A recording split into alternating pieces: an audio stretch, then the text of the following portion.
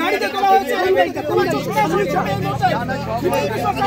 গাড়িতে তোলা হয়েছে এবং তাকে নিয়ে যাওয়া হচ্ছে বড় ভাই জীবনকৃষ্ণ সাহার বাড়ির সামনে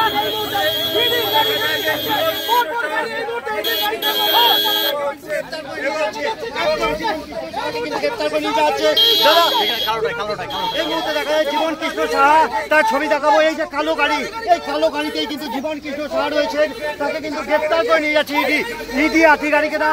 ইডি আধিকারিকেরা কিন্তু গ্রেপ্তার করে নিয়ে যাচ্ছে। দাদা কিছু বলবেন? দাদা দাদা কিছু বলবেন? দাদা দাদা জীবনদা